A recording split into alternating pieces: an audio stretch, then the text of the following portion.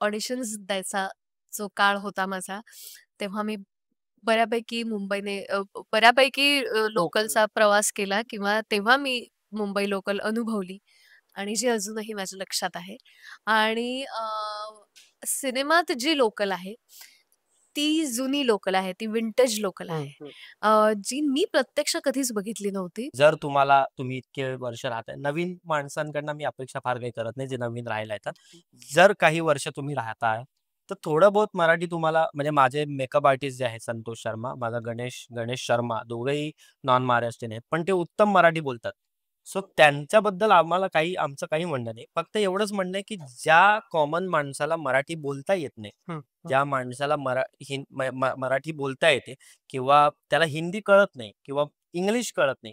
त्याच्याबरोबर तुम्ही एक 4 शब्द मराठीत बोलणं एवढीच अपेक्षा आहे. लकीली माझा कान जरा बरा असल्यामुळे म्हणजे कानात मळ वगैरे नसल्यामुळे मला ती गाणी जरा बरी मला असं वाटतं, की हे गाणं असं झालं पाहिजे, ते गाणं तसं झालं पाहिजे, हे गाणं या सिनेमात असलं पाहिजे. तशी आम्ही खूप गाणी अशी पण आहेत मुंबई लोकलमध्ये जी आम्ही करू शकलो नाहीये. पण तीही गाणी जर आली असती, तर ती पण सॉलिड झाली असती. टाईमपाससाठी प्लाझाला आम्हाला बोलावलं होतं.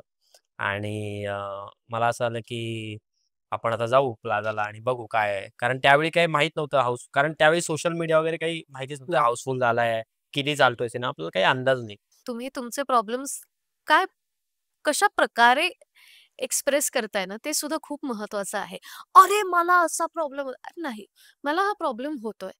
तो आधी सरळपणे, शांतपणे तरी सांगून बघ. नाही झाला, तर मग पुढची गोष्ट आहे. ती ती आपण पण किती कशाप्रकारे त्या गोष्टीला टॅकल करतो, ती पण गोष्ट फार मॅटर करते. हे बघ, प्रॉब्लेम्स तर काय रे, म्हणजे कुठेही येतच राहतात आणि ते येत राहणार आहेत.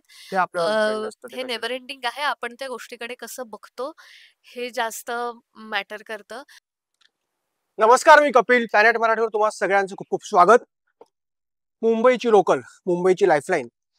ही लोकल अनेक घटनांच्या साक्षीदार असते. अनेक नाती याच्यात जुळतात, अनेक नाती तुटतात, अनेक नवीन मित्रमैत्रिणी यात तयार होतात. अशाच काही प्रेम कहाण्या पण लोकलमध्ये फुलतात. तर अशीच एक रंजक प्रेम कहाणी घेऊन ही मुंबई लोकल येते. अर्थात निमित्त आहे मुंबई लोकल या सिनेमाचं. सिनेमाची संपूर्ण टीम माझ्यासोबत आहे. तुम्हा सगळ्यांचं खूप खूप स्वागत. प्रथमेश, ज्ञानदा आणि अभि. थँक्यू. Thank you. पहिला प्रश्न तुला. टीझर जेव्हा आला होता ना, तर टीझर मधूनच कळलं की काहीतरी वेगळी प्रेमकथा परत प्रेक्षकांना बघायला मिळणार. आणि मला सगळ्यात जास्त नमूद करावं असं वाटतंय त्याचं बॅकड्रॉपला असलेलं म्युझिक बरोबर, खूप फ्रेश आहे. बरोबर. तुला काय रिस्पॉन्स आला होता? ते खूप भारी वाटलं होतं. मी जेव्हा पहिल्यांदा बघितलेला होता टीझर, ॲक्चुअली टीझर काहीतरी वेगळा होता आधी. मग मी त्याला सांगितलं, की आपण कुठलीही स्टोरी रिव्हील न करता आपण हाच टीझर टाकू.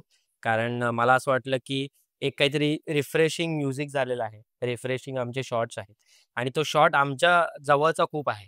म्हणजे त्याच्यामुळे ते आम्ही ठरवलं, की मी आता त्यांना सजेस्ट केलं, की आपण तो शॉट हं. वापरूया टीझर म्हणून आणि आमचे काही छोटे-छोटे शॉट्स दाखवू आणि तिथेच टीझर संपवू. कारण ती बॅकग्राऊंड म्युझिक जी लागली, हो, ती हो. कडक लागली. कडकलंच. सो त्याच्यामुळे ती मला असं वाटलं, की त्याच्यात लोकांना एक काय होतं एक टीझरमुळे एकतर स्टोरी काय आहे आणि बऱ्याचदा काय होतं टीझरमध्ये सगळी स्टोरी सांगून टाकतात काही-काही लोक. हं, हं. सो ते न करता आम्हाला त्या सिनेमाचा फक्त सिनेमा तुम्ही कुठल्या माइंडसेटने बघायला जायचंय, हे आम्हाला फक्त टीझरमधनं टीज करायचं होतं, की भाई अशी लव्ह स्टोरी आहे, ही म्युझिक आहे, हे व्हिज्युअल्स आहेत, हा काळ आहे सिनेमाचा. हे आम्हाला फक्त त्याच्यातनं अंडरलाईन करून सांगायचं होतं आणि ते नशीब तुझ्यासारख्या प्रेक्षकांमुळे ते पोहोचतंय. So thank you so much, की तुमच्यासारखे सुजाण प्रेक्षक आहेत, जे ह्या सगळ्या गोष्टी नोटीस करतायत आणि आय होप ट्रेलर आल्यावर तुम्हाला अजून काहीतरी सॉलिड वेगळी मजा आहे. वेगळी मजा येईल. स्वीट लव्ह स्टोरी आहे दोघांची. म्हणजे मुंबईला लोकलमध्ये असे अनेक प्रसंग येतात, असे अनेक कपल असतील की ज्यांची प्रेमकथा त्या लोकलमध्ये जुळली असेल. काही जण जसं याच्यात सिनेमात याला हिचं नाव पण माहित नसतं. तसं अनेक अजूनही कपल आहेत की नाव पण माहित नसतं, पण ती छोटीशी लव्ह स्टोरी म्हणून ती राहतात. तर तशाच काही धाग्यादोऱ्यातून ही कथा गुंतलीयस का तू? आणि काय वेगळं पण? नाही, ही जी कथा जी आहे ना, ती माझ्या आयुष्यामध्ये घडली. हो. ती 2004च्या आसपास ती घडली आणि ती मी लिहिली होती. ते असं काही नव्हतं की त्यावेळी त्याच्यावर सिनेमा होईल, ती गोष्ट बाहेर येईल आणि त्याच्यामध्ये प्रतिमा सारखे आर्टिस्ट असतील. बस फक्त करायची होती, एक लिहून ठेवलेली होती. पण ते कुठेतरी जाऊन ती अशी ना इरिटेट झाली, की आपण ही करूया. ॲज आपलं मी नवोदित दिग्दर्शक आहे. त्याच्यामुळे जर आपला जर पहिला जर सिनेमा जर आणायचा असेल तर मग आपण हा आणू शकतो. हम्म, मग मी ती हम्म. गोष्ट लिहिली, स्क्रीनप्ले लिहिला, सरांना ऐकवला. सरांनी मग त्यांच्या पद्धतीने तो आशिष कसा असेल, हम्म. ती लोकल कशी असेल, ती मिस नायगाव कशी असेल आणि खरोखर हे आपण शक्य आहे का लोकल जसे बांधणं. हम्म. पण ते सगळं होत गेलं आणि मग प्रत्येक गोष्ट घडत घडत घडत मुंबई लोकल हा आता फायनली 1 ऑगस्ट रिलीज आहे. ज्ञानदा खरं तर मुंबईची लोकल हा सगळ्यांचा जिव्हाळ्याचा विषय आहे आणि त्याच थीम लाईनवरती फिल्म बनते. तर जेव्हा ही प्रोसेस सुरू झाली, जेव्हा अभिजितने तुला ही स्टोरी ऐकवली, तर तुला तुझे लोकलचे दिवस आठवलेत का? सांगा, सरळ खरं सांगते. लोकलचा आणि माझा फारसा संबंध नाहीये. मी पडली पुण्याची. पण अर्थात जेव्हा मुंबईत येऊन ऑडिशन्स द्यायचा जो काळ होता माझा, तेव्हा मी बऱ्यापैकी लोकलचा प्रवास केला किंवा तेव्हा मी मुंबई लोकल अनुभवली आणि जी अजूनही माझ्या लक्षात आहे. आणि सिनेमात जी लोकल आहे, ती जुनी लोकल आहे, ती विंटेज लोकल आहे. जी मी प्रत्यक्ष कधीच बघितली नव्हती. अ, ते रंग, त्या छोट्या-छोट्या गोष्टी, लाकडी हँडल्स, लाकडी सीट्स, खिडक्यांच्या जाळ्यासुद्धा वेगळ्या, जुन्या. त्या सगळ्या गोष्टी मी पर्सनली प्रत्यक्ष कधीच बघितल्या नव्हत्या. फोटोत वगैरे कधी एखाद्या वेळी मला बघायला मिळालं असेल तर. पण हां, म्हणजे असं अगदीच म्हणजे तेही रेअर. पण ते पण हो हो ते मला प्रत्यक्ष ह्या सिनेमाच्या चित्रीकरणादरम्यानच बघायला आणि अनुभवायला मिळालं. सो एवढाच काय तो पण अशी काही आठवण आहे का लोकलची, जेव्हा तू पहिल्यांदा लोकलने प्रवास केला होता आणि ती आठवण अजून तुझ्या लक्षात असेल? एकतर गर्दी. मुंबईच्या गर्दीशी जेव्हा पहिला एन्काउंटर होतो, बाहेरनं येणाऱ्या कुठल्याही माणसाचा, तो मला असं वाटतं मेमोरेबलच असतो प्रत्येकासाठी. आणि ईस्ट आणि वेस्ट हे मला न कळण्याचे अजूनही मी नाही शिकले. सो ते माझ्या म्हणजे कायमच स्मरणात राहील. स्मरणात राहील. एक आपलं लोकलमधनं उतरल्यावर फोन बाहेरकडे, हां, ईस्ट कुठे आहे? अच्छा इकडे. वेस्ट कुठे आहे? अच्छा इकडे. असं. प्रथमेश, तुझा अनुभव लोकलचा? आणि लोकलचे एक तर खूप सारे एक्सपिरियन्स आहे. एकतर तिकीट काढण्यापासनं सगळ्या गोष्टी म्हणजे ॲक्च्युअली काय होतं बऱ्याचदा तुम्ही एक फार लोकलचा प्रवास फार छान मी तुला सांगतो. मला जेव्हा टाईमपाससाठी प्लाझाला आम्हाला बोलावलं होतं आणि मला असं आलं की आपण आता जाऊ प्लाझाला आणि बघू काय आहे. कारण त्यावेळी काही माहीत नव्हतं कारण त्यावेळी सोशल मीडिया वगैरे काही माहितीच नव्हतं. नाही. हाऊसफुल झालाय, किती चालतोय सिनेमा आपल्याला काही अंदाज नाही. सो मी आपलं नेहमीप्रमाणे ट्रेनमध्ये बसलो आणि मला रवी सरांचा फोन आला, रवी जानवांचा. ते म्हणाले, "कुठे आहेस तू?" मी म्हटलं, "सर ट्रेनमध्ये." "तू ट्रेनने का येतोयस?" मी म्हटलं, "का? काय झालं?" "तुझ्याकडे रुमाल आहे का रुमाल?" मी म्हटलं, "का? काय झालंय का माझ्याकडे?" ते म्हणले, "तू रुमाल आधी लाव." कारण मी लोकलमध्ये होतो. म्हटलं, "रुमाल लाव आधी आणि तू उतरशील ना तर दादर ईस्टला उतर, म्हणजे स्वामीनारायण मंदिर जे आहे तिकडे उतर. तिकडून तुला पिकअप करतील आणि मग तू तिकडून त्या प्लाझाला इथे शिवाजी मंदिरच्या इथून युटर्न बिटर्न मारून ये." असं. तर माझं असं काय झालंय? लोकलमध्ये मी प्रवास करतोय, एवढं काय आपण काय केलंय काय? मग मी आपला त्या लोकलने उतरलो तिकडे. तेच ईस्ट वेस्ट आपल्याला काय स्वामीनारायण मंदिर कुठे वगैरे ते विचारत मी आपला त्या मंदिराकडे गेलो. तिथून बाईकने मग तिथून तो सर्कल दादरचा तिथून मारून ते टिळक ब्रिज, मग सर्कल मारून मग शिवाजी मंदिरच्या इथून आणि मग तिकडून सर्कलवर टर्न मारताना मला दिसलं की टाइमपासचा एक मोठा बोर्ड आहे छान माझा आणि केतकीचा. आणि मग तो टर्न मी घेतला यू-टर्न आणि ते यू-टर्न नंतर पुढे जाऊन बघितलं तर हाऊसफुलचा एक बोर्ड लागला होता. सो तो असा फार जवळचा होता माझ्या. सो तो प्रवास जो आहे तो मी लोकलनेच केलाय. सो तो एक मला फार आणि अशा प्रवास नेहमी आठवणीत असणार. अरे असे प्रवास फार लक्षात राहतात की असं म्हणजे मला असं होतं की कोणतरी मारणार आहे का मला, काही एवढं वाईट काम झालंय का काय झालंय. पण नाही, लकीली म्हणजे लोक मला ओळखतील. लोकांनी एवढं प्रेम त्या याला केलं होतं सिनेमाला की पहिला शो प्लाझाला हाऊसफुल होता. सो त्याच्यामुळे तो जो प्रवास आहे लोकलचा की प्रोडक्शन गाडी पाठवतं हेही मला माहित नव्हतं त्यावेळी. सो ते मी म्हटलं आपण जाऊ ना, दादरला तर जायचंय, आपण काय नेहमीप्रमाणे आपण जाऊ, उतरू आणि करू. पण तो लोकलचा प्रवास मला असं वाटतं की माझा लाईफ चेंजिंग प्रवास होता, की त्या लोकल नंतर मी तिथून परत दादरने लोकलने नाही आलो, प्रोडक्शनच्या गाडीने आलो येताना. नाही, ईस्ट म्हणजे त्या साईडला हा वेस्ट म्हणजे सुविधा. हा सुविधा करेक्ट डिरेक्ट. एक प्रश्न मला बऱ्याच दिवसापासून पडलाय, तुला विचारायचा वाटतो. तुझ्या हं. सिनेमाची ना गाणी खूप भारी असतात. हा सिनेमा प्रेक्षकांना आवडतोच, पण त्याची गाणी प्रचंड गाजतात. आता ह्या सिनेमाचं पण जे बॅकग्राऊंड म्युझिक आहे ते खूप खूप म्हणजे सॉफ्ट आणि मस्त झालेलं आहे. मस्त झालं, गाणी आणि पण फार सुंदर हा झाली. असावीच आणि असतीलच. हम्म.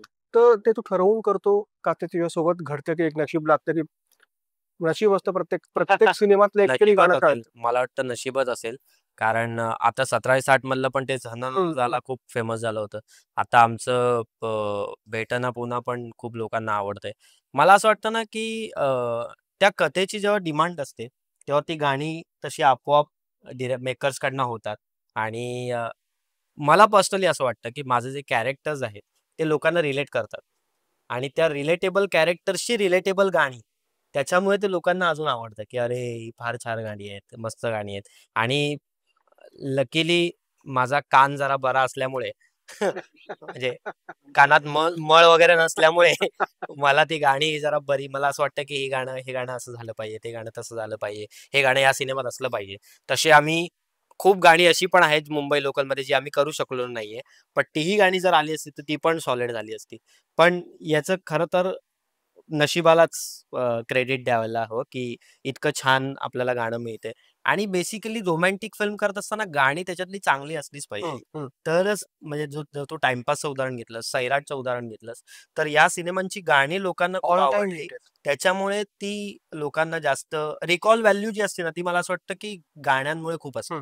सो त्याच्यामुळे ती गाणी लोकांना आपलीशी वाटणं फार गरजेचं असतं. ज्यांना पहिल्यांदाच प्रतिमेसोबत काम करतेस, कसा होता अनुभव? कशी दोघांची ट्युनिंग? चांगला होता, सोप्पा होता अनुभव. खूपच सोपा. सोप्पा होता असं म्हणायला हरकत नाही. आणि तेच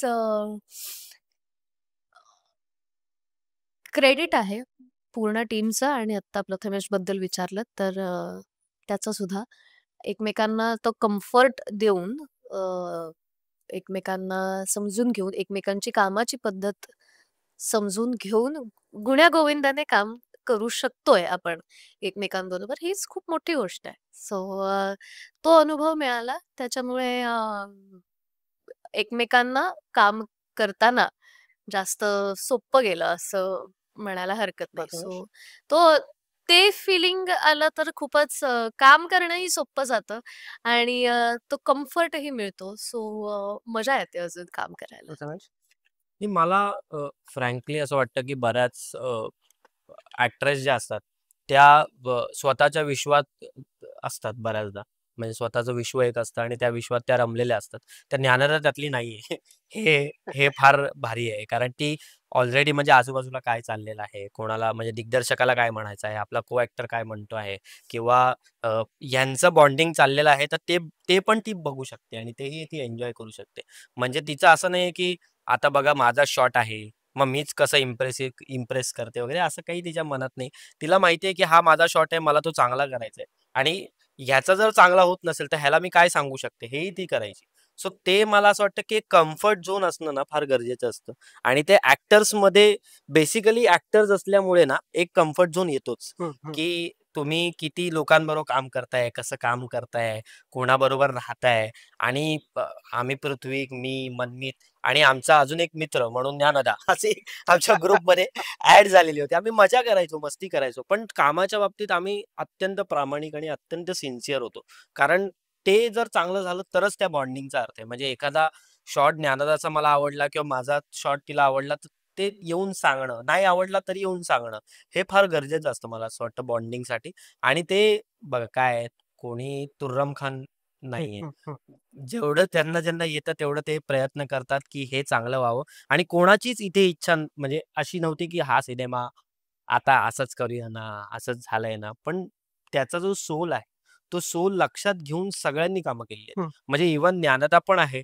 पृथ्वीक आहे, मनमीत आहे. आमचा आर्ट डिरेक्टर सुमित पाटील त्याचे ते वेगळेच कष्ट आहेत. म्हणजे त्याने एक 7-8 दिवसासाठी जी ट्रेन उभी हो, केली आहे, गोरेगाव सेट उभारलं. म्हणजे सेट जरी असला तरी ती ट्रेन खरी वाटते. खरी वाट. बरं, आता जे व्हीएफएक्सचं काम चाललेलं आहे आमचं, तुझे बीजीएमचं तारीफ करतो. सो सर्वांगाने काम करण्याचा फिल्मवर प्रयत्न झालेला आहे. फक्त कथा आणि ह्याच्यावर नाही. कथेवर तर आम्ही काम केलेलंच आहे, पण बाकी अंगांनी सुद्धा आम्ही विचार करतोय की किती जास्त ब्युटिफुल फिल्म होऊ शकते. सो सगळ्यांबरोबरच काम करताना मजा आली, पण ज्ञानाला सोबत अजून जास्त मजा आली, कारण आमचं ते बॉन्डिंग एक वेगळं होतं सिनेमात. आणि तेच सगळ्यात महत्वाचं आहे. तेच सगळ्यात महत्त्वाचं. कारण त्याच्यातच मला असं वाटतं की काय होतं ना, प्रेम तर आहेच, पण एकमेकांबद्दल जर रिस्पेक्ट असेल ना, थोडंसं एक रिस्पेक्ट असणं, की ती एक चांगली ऍक्टर आहे, मी एक चांगला ऍक्टर आहे, असं तिला वाटणं आणि मला वाटणं गरजेचं आहे. मलाच मी चांगला ऍक्टर आहे असं वाटून काय उपयोग आहे? सो ते एक बॉन्डिंग असणं फार गरजेचं आहे. सो ते मला असं वाटतं आमच्यात आहे आणि ते एक रिस्पेक्ट पण आहे. महत्वाचा प्रश्न, तू हिंदी आणि मराठीत दोघीकडे काम करतोयस. हिंदीत पण खूप चांगले प्रोजेक्ट्स केलेत. तर सध्या जो महाराष्ट्रात जो मुद्दा सुरू आहे हिंदी मराठी वाद, तर एक कलाकार म्हणून तुला काय वाटतं ह्या सगळ्या गोष्टींकडे तू कशा दृष्टीने बघतो? आणि सगळ्यात महत्वाचं, हिंदीत काम करत असताना मराठी कलाकारांना कशा पद्धतीने तिथे वागणूक दिली जाते किंवा कसा रिस्पेक्ट दिला जातो? की मराठी कलाकारांना रिस्पेक्ट हा मिळतोच. म्हणजे हिंदीमध्ये थोडा जास्तच मिळतो मला असं वाटतं. कारण त्यांच्यासाठी तुम्ही पाठ करून येताय हेच त्यांच्यासाठी खूप असतं. हं. की एखाद्या गोष्टी, "अरे तेरे को याद है सीन?" याच्यातच त्यांना खूप असतं. सो आणि हा जो मुद्दा तू म्हणालास मराठी भाषेचा, मला असं वाटतं महाराष्ट्रात जर तुम्ही इतके वर्ष राहताय, नवीन माणसांकडनं मी अपेक्षा फार काही करत नाही, जे नवीन राहायला येतात. जर काही वर्ष तुम्ही राहताय, तर थोडं बहुत मराठी तुम्हाला, म्हणजे माझे मेकअप आर्टिस्ट जे आहेत संतोष शर्मा, माझा गणेश शर्मा, दोघंही नॉन महाराष्ट्रीयन आहेत, पण ते उत्तम मराठी बोलतात. सो त्यांच्याबद्दल आमचं काही म्हणणं नाही. फक्त एवढंच म्हणणं आहे, की ज्या कॉमन माणसाला मराठी बोलता येत नाही, हं, हं. ज्या माणसाला मराठी बोलता येते किंवा त्याला हिंदी कळत नाही किंवा इंग्लिश कळत नाही, त्याच्याबरोबर तुम्ही एक 4 शब्द मराठीत बोलणं एवढीच अपेक्षा आहे. सो त्याच्यामुळे त्याच्यावर फोकस करूया आणि जे काही मुद्दा होता हिंदी भाषा सक्ती वगैरे लावली होती, तर ती सक्ती तर कुठल्याच गोष्टीची नसावी. मला असं वाटतं की चांगला माणूस होण्याची सक्ती पहिली लावली पाहिजे महाराष्ट्रात. सर ते मला असं वाटतं ते कंपल्सरी करायला हवं, की तुम्ही आधी चांगले माणूस व्हा. मग मला असं वाटतं की पुढे जाऊन बाकी सगळ्या गोष्टी होतील. ज्ञानदा, अ, छोट्या पडद्यावरती असं म्हणतात की टाइम लिमिट नसतं. बऱ्याचदा 12 तास 16 तासाची शिफ्ट असते. कधी कधी शिफ्ट वाढते. बऱ्याचदा असं होतं की हिंदी असेल किंवा मराठी असेल, मूलभूत सोयी सुविधांचा अभाव असतो बऱ्याचदा. तर तुला असे काही अनुभव येतात का? कारण तू एवढ्या वर्षापासून काम करतेस, तर तुझं या कडे बघण्याचा दृष्टिकोन कसा आहे? तुला असे काही अनुभव आलेत का? किंवा याच्यावर काय बदल व्हायला हवा असं तुला वाटतं? अ, खरं सांगायचं झालं तर मला ह्या गोष्टींचा फारसा अनुभव आलेला नाही किंवा लकीली मी म्हणेन टचवूड. एखाद्या गोष्टीची निर्मात्याकडे आपण जर काही डिमांड केली असेल, तर इथे गैरसोय होते आहे. हं. तर त्या गोष्टी काही काळ त्यांचा त्यांचा वेळ घेऊन पण त्या पूर्ण केल्या गेलेल्या आहेत. इथे ना एक छोटी गोष्ट ही सुद्धा मॅटर करते, की तुम्ही तुमचे प्रॉब्लेम्स काय कशाप्रकारे एक्सप्रेस करताय ना, ते सुद्धा खूप महत्वाचं आहे. "अरे, मला असा प्रॉब्लेम" अरे नाही, मला हा प्रॉब्लेम होतोय. तो आधी सरळपणे, शांतपणे तरी सांगून बघ. नाही झाला, तर मग पुढची गोष्ट आहे. ती ती आपण पण ते किती कशाप्रकारे त्या गोष्टीला टॅकल करतो, ती पण गोष्ट फार मॅटर करते. हे बघ, प्रॉब्लेम्स तर काय रे, म्हणजे कुठेही येतच राहतात आणि ते येत राहणार आहेत. ते आपल्यावर डिपेंड असतं ते हे कसे. नेव्हर एंडिंग आहे. आपण त्या गोष्टीकडे कसं बघतो, हे जास्त मॅटर करतं. आत्ता मी म्हणेन आम्हाला जेवढ्या सोयी, जेवढे प्रिव्हिलेजेस हं. आत्ता मिळतायत, ते ह्या आधी ज्यांची कामं बघून आम्ही शिकू पाहतोय, त्यांच्याकडे तेही नव्हतं. आणि आत्ता त्याच्यामुळे आम्हाला जे मिळतंय त्या गोष्टींकडे आम्ही जास्त बघितलं पाहिजे. ह्याच्या पुढची अजून कुठली जनरेशन येईल, त्यांना अजून काही प्रिव्हिलेजेस असतील. अजून काही गोष्टी त्यांना अ, अजून काहीतरी कॅमेऱ्यात डेव्हलपमेंट झाली असेल, अजून साउंडमध्ये काही चेंजेस हं, झाले हं. असतील, व्हॅनिटीज काहीतरी बदललेल्या असतील. व्हॅनिटी व्हॅन, मेकअप रूम्स ह्या गोष्टीच आधी नव्हत्या. हो. त्या आता आम्हाला मिळायला लागल्या. कपडे बदलायला, रेडी व्हायला आम्हाला एक डेडिकेटेड जागा मिळायला लागली.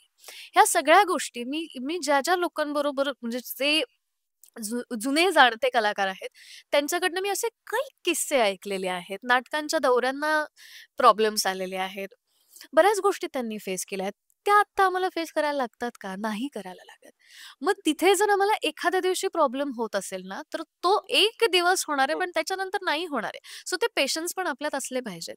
आत्ताच्या आत्ता माझा हा प्रॉब्लेम सॉल्व्ह झाला पाहिजे, असं कुठेच नसतं. आणि ते समजून घेणं फार महत्वाचं आहे, की मग त्याच गोष्टीवरती मी जर डोकं चालवत बसले, तर मग मी काम कधी करायचं? मग त्याच्याकडे मी कधी लक्ष द्यायचं? मग त्या गोष्टींकडे दुर्लक्ष होतं. त्याच्यापेक्षा मी सांगितलाय प्रॉब्लेम तर तो सॉल्व्ह होईपर्यंत मला पण तेवढेच पेशन्स ठेवले पाहिजेत. ही गोष्ट समजून घेणं हे तितकंच महत्वाचं आहे. तर आपण पॉझिटिव्हली काम करू शकतो. नाहीतर मग ती कटकट वाटायला लागते समोरच्याला आणि मग आजूबाजूचं वातावरण नकारात्मक होऊन जातं, ज्याचा आपल्याच कामावर परिणाम होणार आहे. त्याच्यामुळे जितकं आपण पॉझिटिव्ह राहू शकतो आणि जितकं आपल्याकडे ज्या गोष्टी आहेत, त्या गोष्टींकडे फोकस करून पुढे जाऊ शकतो, ते इम्प्लिमेंट करणं फार महत्वाचं आहे. अभिजित, फायनली 20 वर्षांपूर्वी गोष्ट लिहिली होती. बऱ्याचदा असं होतं की आपली स्वप्न पूर्ण होतात, नाही होत, पण स्वप्न बघितलं तर पूर्ण केलंच पाहिजे असं म्हणतात. बरोबर. तुमचं स्वप्न पूर्ण होतंय 20 वर्षांनी आणि ही सुंदर आणि गोड जोडी तुम्हाला लाभली आहे. धगधग वाढली कारण आता खूप कमी दिवस राहिले रिलीज व्हायला सिनेमा. 1 ऑगस्ट. 1 ऑगस्ट. त्यात वाटेल खूपच. असं आहे ना, की सर आपल्या आयुष्यामध्ये ना एक गोष्ट घडते, आपण लिहितो, ती लिहिता-लिहिता मग ते आपण त्याचा सिनेमा होणार आहे आणि मग ती गोष्ट लोकांपर्यंत जाणार. याच्याशिवाय सुख आयुष्यामध्ये काही नसतं. म्हणजे आपण जी गोष्ट घडली, आपण जी जगलो ते जाऊन प्रेक्षकांना ते पडद्यावरती बघणं आणि ते असं पण नाही, की आज ज्या म्हणजे सरांना आज टाईमपासपासून, स्वावलंबनापासून लोकं ओळखतात आणि ह्या रोलमध्ये त्यांचा एक वेगळा शेड आहे. हं. की ते आशिष नावाचं ते कॅरेक्टर करतंय. तो जेवढा हसरा आहे, त्याच्या आयुष्यामध्ये दुःख पण खूप आहे. म्हणजे हा सिनेमा तुम्हाला हसवता नकळत रडायला लागतो. हं, हं. ही एक गोष्ट आहे. चलो सर, ऑल द बेस्ट. तिघांसाठी प्रश्न जाता आता मुंबई लोकल प्रेक्षकांनी का बघावं एका वाक्यात? सर, तुमच्यापासूनच सुरुवात करूया. मुंबई लोकल का बघावे का? का हा प्रत्येकाच्या आयुष्यामध्ये एक घडला प्रसंग असतो. कुठे ना कुठे बघितलेला असतो. कारण की जेवढे लोकं प्रवास करतात, ते त्यांचं आयुष्य त्या लोकलमध्येच जगतात. म्हणजे 2 तास जायचा प्रवास असेल, 2 तास यायचा असेल, तर ही प्रत्येकाला ती रिलेट गोष्ट होते, की असं करू नका. असं करायला हवंय.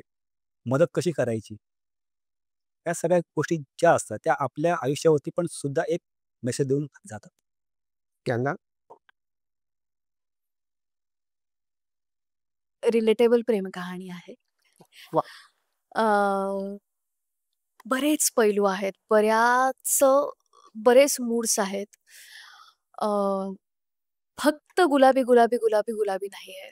कुठेतरी काळा रंग आहे, कुठेतरी पांढरा आहे, कुठेतरी ग्रे आहे, कुठेतरी गुलाबी आहे, कुठेतरी लाल आहे आणि पांढराही आहे.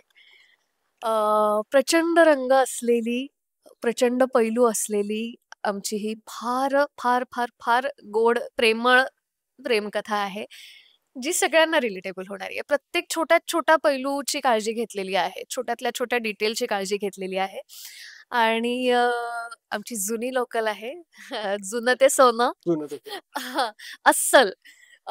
त्यामुळे तो एक नॉस्टॅल्जिया सुद्धा आहे. सो तो आणि पुन्हा कॅरेक्टर तुमच्या आसपास पण असू शकतात. अ, पुष्कळमध्ये. हो, अगदीच. आशिष आणि मिस नायगाव. अगदीच, अगदीच, अगदीच. अ, नायगाव स्टेशन ह्या निमित्ताने माझ्या जवळचं झालेलं आहे. सो ही एक रिलेटेबल, एक अबोल प्रेमकथा हे मुंबई लोकल ह्या नावाखाली तुम्हाला दिसतंय ती असं का लिहिलंय, अबोल प्रेमकथा का आहे, हे तुम्हाला नुसतं बघायचं नाहीये, तुम्हाला अनुभवायचं आहे. कुठलीही प्रेम मुळात हे अनुभवणं खूप महत्वाचं आहे, जे आजकाल आपण विसरतोय. प्रेम अनुभवायचंच राहून जातंय आपलं. घाई होतीये कुठेतरी, पण ते न करता तो प्रेमातला ठहराव अनुभवण्यासाठी आणि जरा 2000 वगैरे मध्ये ती एक जुन्या लोकलचा एक नॉस्टॅल्जिया अनुभवण्यासाठी अनुभवण्यासाठी. अ, ते ग्रँडर मोठ्या पडद्यावर बघण्यातच मजा आहे. सो लवकरात लवकर ती लोकल पकडा. ती लोकल सुटता कामा नये तुमच्याकडनं. आम्ही ट्रेनमध्ये बसलेलो आहोत. तुमची वाट बघतोय. तुमच्या सीट्स आम्हीच पकडून ठेवल्यात. सो लवकरात लवकर जॉइन अस आमच्या ह्या गोड गुलाबी मुंबई लोकलमध्ये. मी मिस नायगाव आणि आशिष तुमची वाट बघतोय. आमच्याबरोबर मनमीत प्रेम, पृथ्वी प्रताप अशी बरीच लोकं, ह्याचे जवळचे मित्र ज्यांना मी चौथा मित्र वाटते. असे आय एम ग्लॅड. पण आम्ही सगळी आमची टीम मुंबई लोकलची तुमची वाट बघतोय. सो तुमच्या जवळच्या स्थानकात 1 ऑगस्टला मुंबई लोकल येऊन थांबणार आहे. सो लवकरात लवकर तुमची जागा पकडा. लवकरात लवकर आम्हाला भेटायला तुमच्या जवळच्या स्थानकात म्हणजेच तुमच्या जवळच्या चित्रपटगृहात या आणि ही मुंबई लोकल म्हणजे ही आमची एक गोड लव्ह स्टोरी अनुभवा. मला असं वाटतं की परत प्रेमात पाडणारी मुंबई हं. लोकल आहे. प्रेम, प्रामाणिकपणा, प्रेमात हरवत चाललेला प्रामाणिकपणा हे परत एकदा शिकवेल मुंबई लोकल. आणि तुम्ही तुमच्या मैत्रिणींसोबत, मित्रांसोबत, गर्लफ्रेंड असेल तर गर्लफ्रेंडसोबत, बॉयफ्रेंड असेल तर बॉयफ्रेंडसोबत, नसेल तर फुकट मित्र असतील त्याच्यात त्यांच्यासोबत, तुमच्या फॅमिलीसोबत फॅमिलीसोबत. नक्की हा सिनेमा एन्जॉय करा. आणि फार गोड स्टोरी आहे. म्हणजे हा सिनेमा सुरू झाल्यानंतर एक गोड आहे, गोड आहे, गोड आहे असं तुम्हाला वाटेल. पण नंतर जो सिनेमा तुम्हाला शॉक करेल त्याची मजा आहे. सो काहीतरी वेगळं आहे आणि ते आता सांगू शकत नाही. बघण्यात मजा नक्की आहे. जाऊन 1 ऑगस्टला थिएटरमध्ये हा सिनेमा मुंबई लोकल नक्की जाऊन बघा. चलो थँक्यू सो मच आणि तुम्हाला सगळ्यांना आभाळभर शुभेच्छा. Thank you so much. Thank you. Yes, आमच्याकडनं तुला हे हे हे बघा, हे आम्ही लिहिलेलं आहे. आयुष्यात एकदा जरी प्रेम केलेलं असेल तरी प्लीज फ्लिप द तिकीट. आणि हे मुंबई लोकलचं तिकीट आहे थँक्यू. आमचं. Yes. Thank you. Yes. Thank you so much. Thank you.